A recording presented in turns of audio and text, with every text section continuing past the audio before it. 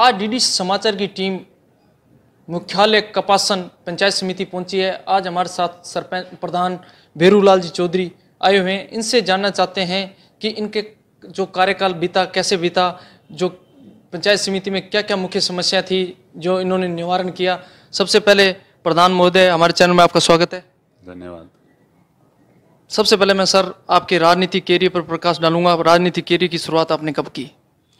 देखिए सर, मैंने राजनीतिक कैरियर की शुरुआत सन 1995 में की। 1995 में वार्ड पंच का चुनाव लड़ा, उसके बाद उप सरपंच बना और जस्ट उसके बाद मैं सरपंच बना और उसके बाद मैं पंचायत समिति सदस्य भी रहा। उसके बाद मेरी पत्नी सरपंच भी रही और अभी मैं प्रधान हूँ। जनता ने मौका दिया है। प्रधान जी देखो, आप कांग्रेस पार्टी से बिलोंग करते हैं। जो इस क्षेत्र की समस्या, सबसे बड़ी समस्या है रोजगार। रोजगार के यहाँ क्या संसाधन है? रोजगार के लिए युवाओं को कहाँ जाना पड़ रहा है? देखिए, रोजगार के लिए सबसे बड़ी समस्या कपासन एरिया में इंडस्ट्रीज का अभाव है। कोई ऐसी बड़ी इंडस्ट्रीज नहीं है जहाँ ज़्यादा युवा रोजगार ले सके, इसलिए गुजरात या महाराष्ट्र ही जाना पड़ रहा है यहाँ से लोगों को। और मेरा तो हमेशा प्रयास रहा है और अभी सत्ता में सरकार आई है और अभी भी हमने प्रयास किया है कि कोई बड़ी इंडस्ट्रीज, खाद का कारखाना या ऐसे कोई इंडस्ट्रीज यहाँ स्थापित हो ताकि यहाँ के स्थानीय लोगों को रोजगार मिल सके। प्रधान जी, जो खाद का कारखाना आपने बताया, ये मुद्दा मीडिया में सुर्खियों में भी रहा था। इसके बारे में बताएंगे, ये क्या प्रोजेक्ट है, कैसे सरकार से आप इसका प्रस्ताव लाएंगे, इसके बारे में बताएंगे? बिल्कुल। ये सर हिंदुस्तान जिंक जब सरकार के इस अधिग्रहण में था, प्राइवेट इसमें नहीं गया था, उससे पहले का यहाँ एक खाद का कारखाना का प्रोजेक्ट था जिसमें RSMM और सरकार दोनों मिला के लगाना चाह रही थी, लेकिन वो पूरा मामला ठंडे बस्ते में चला गया। और अभी वापस हमने कोशिश की है उसको हाईलाइट करने की, और कैसे भी करके जब चित्तौड़ में एक हिंदुस्तान जिंक का खाद का कारखाना लगा रहा है, उसको वहाँ विरोध भी हो रहा है, तो क्यों नहीं उस कारखाने को यहाँ लगा दिया जाए। उसके लिए हम प्रयासरत है और करेंगे आगे भी। प्रधान जी, हमारी शुभकामनाएं भी है जो कि आप इस क्षेत्र के लिए, रोजगार के लिए ये एक मुद्दा उठाया है आपने। प्रधान जी, शिक्षा, कहते हैं शिक्षा का दान सबसे बड़ा दान भी है, ग्रंथों में भी लिखा हुआ है। शिक्षा के प्रति आपकी पंचायत समिति का क्या रुझान रहा? बिल्कुल सर, शिक्षा के प्रति मेरी खुद की व्यक्तिगत सोच भी है। मेरी शिक्षा और स्वच्छता दोनों पे मैंने हमेशा प्रैक्टिकली और यूँ परोक्ष रूप से हमने प्रयास किया है कि हर क्षेत्र में, इस दोनों क्षेत्र में मैं आगे कुछ करूं। और उसी का परिणाम है, एक बालाड़ा स्कूल है हमारा, यहाँ सीनियर सेकेंडरी स्कूल है, वहाँ पे रात में भी क्लासें चलाने तक का मैंने प्रयास किया। और उस गांव से सभी बच्चों को मोटिवेट, सरपंच साहब के सहयोग से और दूसरों के सहयोग से, भाई उस गांव से प्राइवेट स्कूल में बच्चे नहीं जावे और सरकारी स्कूल में पढ़े। और वहाँ का रिजल्ट भी है आज भी कि बहुत अच्छी स्कूल है और व्यवस्थित चल रही है वहाँ, और रिजल्ट भी अच्छा रहा है। और आगे भी 10वीं बोर्ड का भी जो रिजल्ट आएगा, निश्चित रूप से मुझे विश्वास है अच्छा आएगा। प्रधान जी, आपने जैसे कि आप कहते हैं शिक्षा के प्रति विकास कार्य भी हुए हैं और जनता को मोटिवेट, बच्चों को भी मोटिवेट किया। प्रधान जी, ऐसी कोई भी, जैसे कि बच्चों को मोटिवेट करने के लिए आपके द्वारा कोई इनाम राशि भी दी गई है या आगे ऐसी कोई घोषणा की है? बिल्कुल है सर। जो मेरा एरिया में ये रोलिया स्कूल है, वहाँ भी मैंने कहा था और आगे भी जहाँ भी मैं जाता हूँ कोशिश करता हूँ उनको मोटिवेट करने की, बच्चों को। और मेरी तरफ से भी मैंने कहा जो स्कूल टॉपर होगा उसको 1000 रुपये मेरी तरफ से भी मैं दूंगा। और आगे भी जहाँ भी ऐसी कोई बात होगी, गरीब बच्चे भी है, अगर मेरे से कोई अपेक्षा रखता है, निश्चित रूप से मैं व्यक्तिगत तौर पर भी उनको कुछ भी मेरे से जितना बन पड़ेगा मैं आगे शिक्षा के लिए प्रयास करता रहूँगा। प्रधान जी, भारत स्वच्छ मिशन जो कि पूरा राजस्थान भी ODF हो चुका है, धरातल की बात करते हैं, ये स्कीम कहाँ तक कारगर साबित हुई? देखिए, ये स्कीम बिल्कुल ही धरातल के स्तर पे बिल्कुल ही शून्य साबित हुई है। कोई इसका अचीव ये नहीं रहा।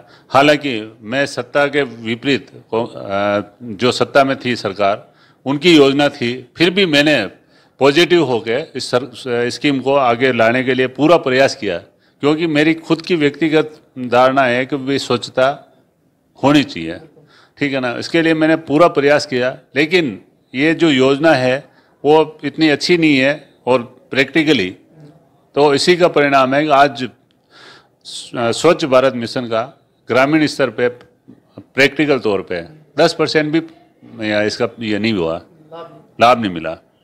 प्रधान जी, मुख्य समस्याओं में आपके यहाँ कपासन की ही बात कर लेते हैं। सरकारी अस्पतालों में डॉक्टरों की कमी, इसके लिए आपने क्या प्रयास किए?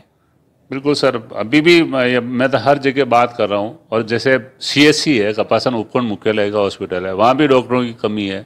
और भी बहुत सारे PSC है बड़े एरिया में, कपासन एरिया में उमंड है, हत्याना है, शनि महाराज है, इधर जासमा दमाना है। हर जगह डॉक्टरों की कमी है और स्टाफ की कमी है। तो सरकार से भी मांग कर रहे हैं और आगे भी मांग करेंगे बहुत जल्दी कि भाई और विशेषज्ञ डॉक्टर और जो डॉक्टरों की कमी है वो यहाँ भी भरपाई हो सके और गरीब जनता को चिकित्सा का लाभ मिल सके। प्रधान जी, अब आपकी सरकार आ चुकी है सत्ता में, बात करते हैं सड़कों की। कपासन से लेकर सांवरिया जी जाने तक की रोड्स बिल्कुल ही खराब हो चुकी है। आपने इसका कोई विरोध प्रदर्शन किया या नहीं किया? अधिकारियों को अवगत करवाया या नहीं करवाया? बिल्कुल किया है हमने। जब पूर्व में आज के 2 साल पहले भी हमने ज्ञापन भी दिया इस रोड का, 3 बार ज्ञापन दे चुके हैं। और अभी जो सैंक्शन की है पूर्ववर्ती जो सरकार थी, इन्होंने बिना बजट के भी इनकी रोडों को टेंडर कर दिया है और सभी रोडों को एक साथ ठेकेदार के माध्यम से सबको तोड़वा के सब चलने योग्य बिल्कुल एक भी सड़क नहीं रखी। और हमने भी प्रयास कर रहे हैं हम सरकार से।